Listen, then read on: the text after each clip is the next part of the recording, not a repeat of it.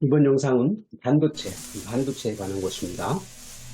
여러분들이 이제 그 일상에서 인터넷, 신문, 방송에서 자주 들을 수 있는 말 중에 하나가 무역 전쟁이라는 말이 있죠. 특히 근래에 미국과 중국 간에는 무역 전쟁이 굉장히 격화되고 있는데요.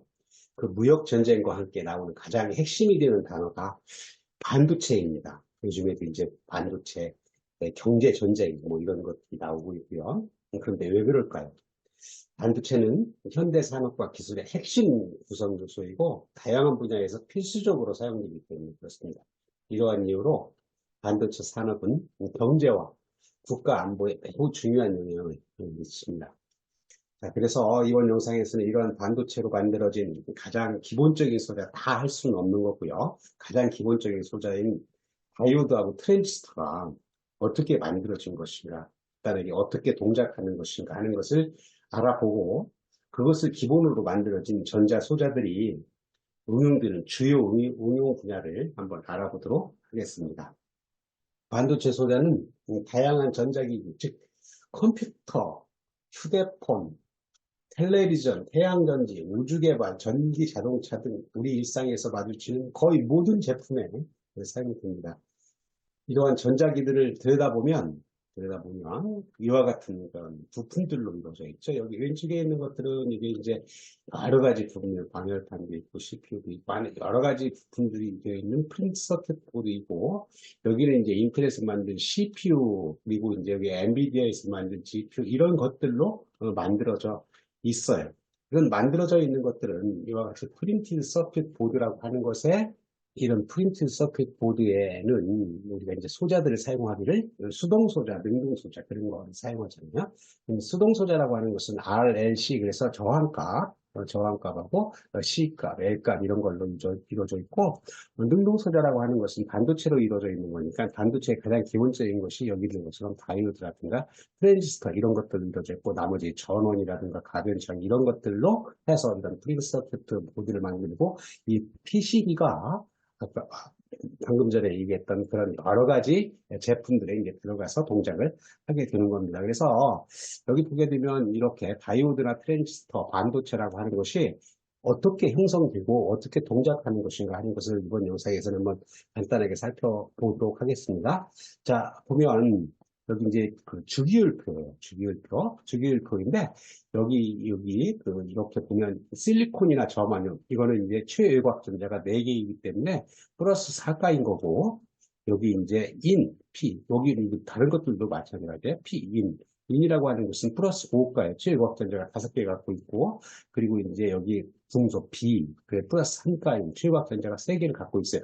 기본적으로 우리가 설명을 할 때 이렇게 플러스 4가, 플러스 5가, 플러스 3가인 반도체를 가지고 뭐를 진성 반도체, P형 반도체, N형 반도체라고 하는 것을 이제 만듭니다.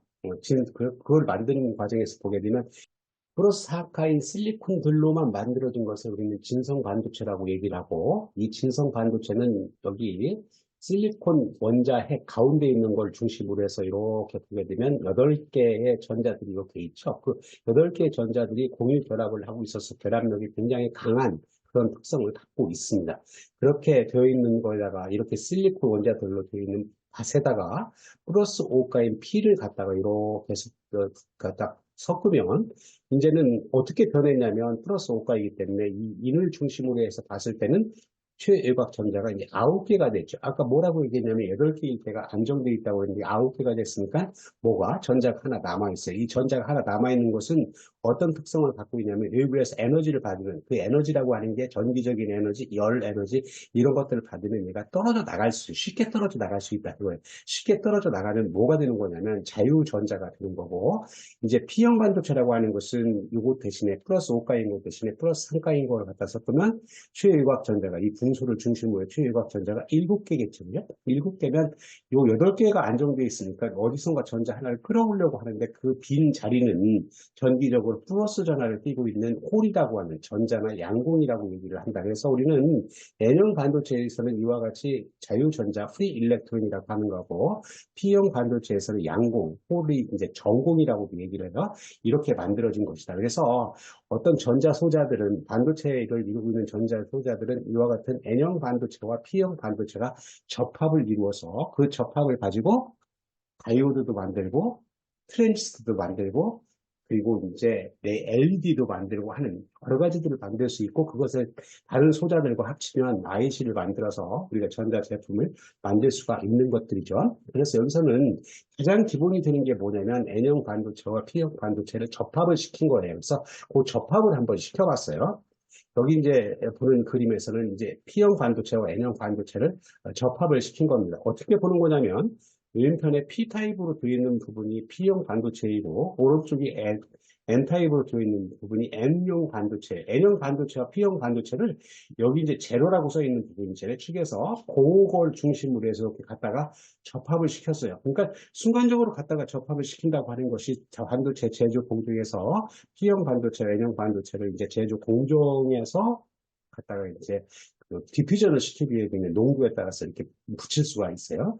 뭐 그렇게 되면 그 순간에 무슨 일이 벌어지냐면 P형 반도체는 뭐가 많아요? 아까 플러스 전화, 양공이라고 하는 게 많고 N형 반도체에서는 자유전자, 프리 일렉트론이 많으니까 농도가 P형 반도체에는 양공이 많고 N형 반도체에는 전자가 많으니까 우리는 자연 현상에서 농도가 높은 곳에서 낮은 곳으로 뭐가 확산을 해가죠. 그죠? 확산을 해가는데 지금 여기 파란 걸로 되어 있는 것이 이제 P형 반도체 양공을 의미를 하고 있고 빨간 것이 이제 자유전자를 의미하고 있어요. 그러니까 P형 반도체에 양공이 많으니까 어때요? 여기 파란 거가 이렇게 디퓨전 하는 것은 어떤 쪽으로? N형 반도체 쪽으로 확산해 갈 거고, 그리고 N형 반도체의 자유전자들이 농도가 높으니까 P형 반도체 쪽으로 이렇게 확산을 해 갈 거예요. 그런데 가만 놔두면, 끝까지 놔두면 N형 반도체와 P형 반도체의 전자와 양공의 농도가 똑같기 때문에 성질이 완전히 뭐 없어요. 다 구별되는 성질이 없어요. 근데 그런 일이 일어나지가 않아요. 일정 동안 이렇게 확산해 가다가 보면 이와 같은 영역에서, 이 영역에서, 이게 공핍 영역이라고 하는 건데, 이 영역에서, 여기 보세요. P형 반도체의 양공이 이렇게 확산해 가면, 여기 전기적으로 중성이었던 것 중에 양공이 이렇게 확산해 가니까, 뭐가 이제, 됐어요? 여기 이제 마이너스.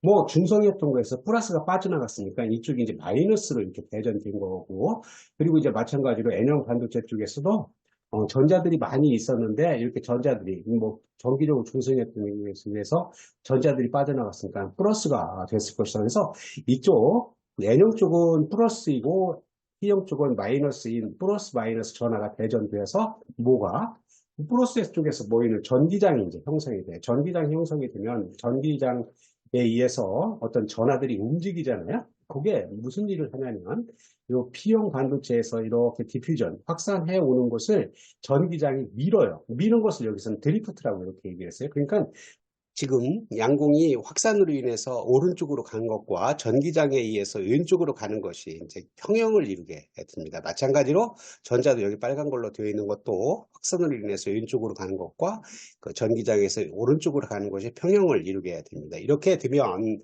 어떤 전공과 전자들이 왔다 갔다 못하기 때문에 얘들이 어떤 전류를 형성하지 못한다 하는 거죠. 근데 이때 평형을 이루게 되면 여기 EF라고 하는 게 있잖아요. 페르미 레벨. 이게 일정한 값을 갖고 있고 이렇게 일정한 값을 갖게 되면 여기 보는 것처럼 이렇게 생긴 언덕이 생겨요. 이 언덕이라고 하는 것이 이 언덕을 넘어가면 양곡이나 전류들이 이제 왔다 갔다 하기 때문에 전류를 형성하는 거지만 지금은 평형 상태에서는 이게 이제 왔다 갔다 못하기 때문에 여기에 딱 갇혀 있는 거다. 그렇다 그러면 여기다가 저 언덕을 낮게 만들고 높게 만들 수 있는 그런 거를 조건을 주면 전류가 흐르기도 하고 흐르지 않기도 하는 그런 상태가 되겠죠. 그것을 우리는 스위칭이라고 얘기하고 지금까지 설명했던 것을 한번 다시 이렇게 그림을 보면 여기 있잖아요.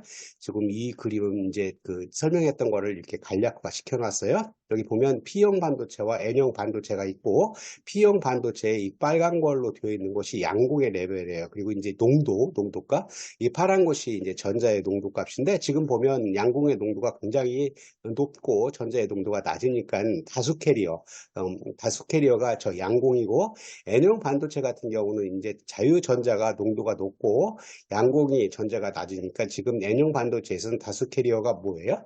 자유전자가 되겠죠. 그래서 앞에서 설명한 것처럼 얘들이 접합을 시키면 여기 농도가 높은 곳에서 낮은 곳으로 가면서 이 N형 쪽에 이게 플러스 전하가 띄고 있고 P형 쪽에 마이너스 전하가 띄어서 이와 같이 플러스 전하와 마이너스 전하가 되겠죠. 그럼 전하에서 플러스 전하에서 마이너스 쪽으로 뭐가 생기냐면 일렉트릭 필드, 전기장이 생긴다고 얘기를 했어요.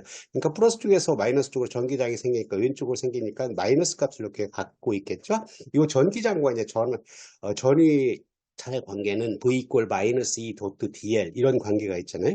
그러니까 얘들을 이런 일렉트릭 필드에 의해서 전압을 구하게 되면 이렇게 생기는 값을 갖고 있다. 이것을 빌트인 볼테이지라고 얘기하고 앞에서 얘기한 것처럼 요 전위 값을 낮추면 이제 전류가 흐를 수 있게 만드는 그런 것들을 할 수가 있어요. 그래서 아까와 같은 그림, 페르미 레벨이 이렇게 똑같은 것을 우리는 평형 상태에 이뤘다고 얘기하고 그 PN 접합에다가 이제 바이어스라고 하는 걸 거든요. 바이어스 있잖아요. 근데 여기는 제로 바이어스고 여기는 포워드 바이어스인데 뒤에서 또 이제 한번 잠깐 볼 거예요. 그러면 이렇게 평형 상태에 있으면 언덕이 있어서 뭐가 자유전자하고 양공이 왔다 갔다 못하기 때문에 전류가 흐르지 않는다 그랬죠. 근데 여기다 포워드 바이어스, 순방향 바이어스를 걸게 되면 어떻게 됐어요?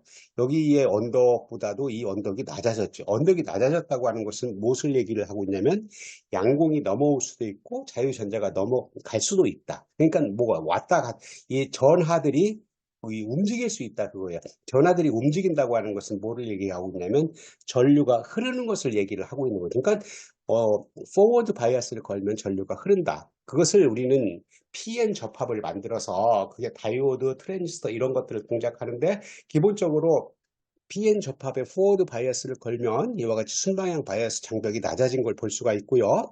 이렇게 해서 PN 접합이라고 하는 것을 가지고 다이오드를 만들고 트랜지스터를 만드는데 이 다이오드를 만드는 걸 한번 생각을 해보면 PN 접합이 있고 이런 다이오드 표시를 하고 있고 여기 전압, 이 다이오드 P형과 N형 사이의 전압이고요. 여기 이제 P형 쪽에서 N형 쪽으로 흐르는 것을 전류의 방향으로 했어요. 그래서 앞에서 생각했던 것을 이렇게 하면 다이오드 이퀘이션이라고 하는 것을 만들 수 있고 그 다이오드 이퀘이션을 그림으로 그리면 이와 같은 그림이 돼요. 이게 이제 요 PN 접합에 우리 전기적인 특성을 얻는 중요한 그래프가 되는 거죠. 지금 세로축이 뭐냐면 커런트, 전류값이고 그 가로축이 V 전압값이니까 이걸 우리는 뭐라고 했냐면 IV 특성 곡선이라고 얘기해요. 그러니까 여기 V 값에 의해서 여기 지금 가로축 V 값에 의해서 점점 커지는 거에 따라서 0.6V, 0.7V보다 더 커지면 뭐가 전류가 이제 많이 흐르게 되는 거죠. 우리는 이 다이오드라고 하는 것이 전류가 많이 흐를 수도 있고, 그러니까 온 상태가 될 수도 있고, 전류가 흐르지 않는 상태가 되니까 전류가 흐르는 상태를 우리는 온 상태라고 얘기하고 흐르지 않는 상태를 오프 상태로 하는 거잖아요. 그러니까 우리는 여기 그 전압을 조정해서 여기 다이오드에 걸리는 전압을 조정해서 전류를 이렇게 만들 수가 있다. 이와 같이 생긴 다이오드 특성 곡선으로부터 이것을 간략화시키기 위해서 만들게 되면 아이디얼 다이오드 VI 캐릭터리스틱이라고 얘기를 할 수 있고 이것은 0V를 기준으로 해서 0V보다 작으면 전류가 흐르지 않고 0V보다 이제 크면 전류가 많이 흐르는 그런 상태를 만들었어요. 그래서 여기 보게 되면 P형 반도체, N형 반도체 전류와 전압의 극성들을 이제 표시를 하고 있고 두 번째 그림 같은 경우는 전압이 0보다 작으면 뭐예요? 전류가 흐르지 않는다. 즉 스위치가 끊어져 있다고 하는 것을 얘기를 하고 오프 스테이트.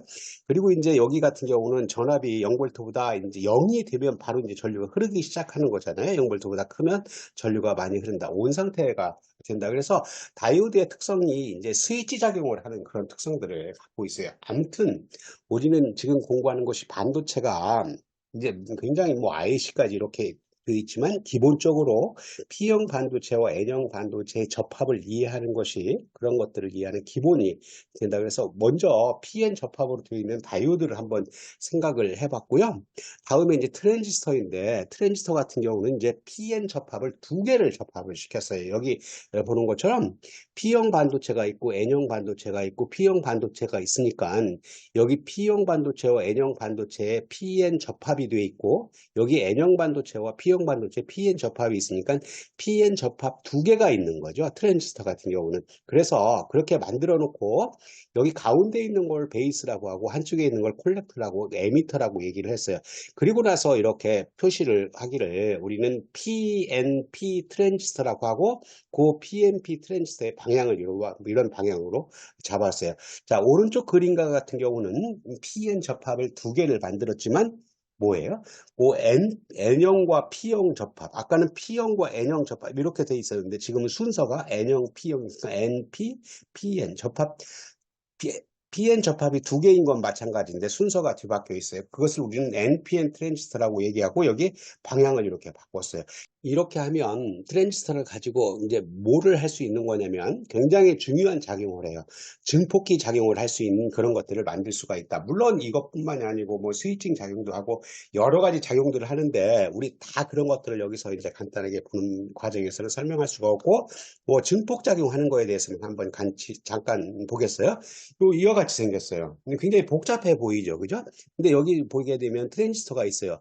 에미터 베이스 콜렉터에 NPN 트랜지스터를 갖다 놓고 여기 R1, R2 그리고 이제 이런 전원 값들을 바이어스를 걸어서 여기가 어떻게 하는 거냐면 베이스와 에미터 사이를 포워드 바이어스를 걸고 베이스와 콜렉터 사이를 리버스 바이어스가 되게 만들어서 이런 것들을 조정을 하면 여기에 인풋으로 입력으로 들어간 이런 AC 전압이 여기 아웃풋에 이렇게 크게 나오는 그러니까 증폭기죠. 그죠? 근데 이 증폭기라고 하는 것은 어떤 회로를 만드는 데 있어서 굉장히 중요한 역할을 하는 거죠. 예를 들어서 어떤 센서에서 나오는 신호가 굉장히 작으면 그걸 크게 만들어야 되는 거고 안테나에서 어떤 잡은 신호도 너무나 작기 때문에 이거를 잘 키워야 되는 그래서 아주 기본적인 이게 없으면 절대로 안 되는 그런 것들이잖아요. 그게 이제 옛날에는 진공관으로 하다가 이런 트랜지스터를 갖고 하는 것이다. 여기서 우리는 다이오드와 트랜지스터를 얘기했지만 다이오드와 트랜지스터하고 이제 RLC 다른 것들을 이렇게 하게 되면 이제 IC 같은 걸 만들 수 있고 어떤 전자 제품 우리가 이제 전자 제품까지 만들 수 있는 그런 기본이 되는 것이다 하는 것입니다. 이와 같이 살펴본 다이오드와 트랜지스터는 반도체로 만들어지는 전자 소자의 기본이 되는 거고요. 반도체 주요 응용 분야 중 일부는 다음과 같이 전자제품, 그리고 통신 시스템, 자동차 산업, 그리고 의료기기, 그리고 태양전지, 가전제품, 에너지 관리 시스템, 이거 이외에도 반도체는 공학, 과학, 의학, 환경 등 다양한 분야에서 사용되고 기술의 발전과 함께 새로운 응용 분야가 계속해서 등장하고 있고 요즘에는 이제 AI가 굉장히 관심을 끌고 있죠. 자, 여기서 마치기로 하고요. 이번 영상이 반도체를 이해하는데 많은 도움이 되었으면 합니다. 감사합니다.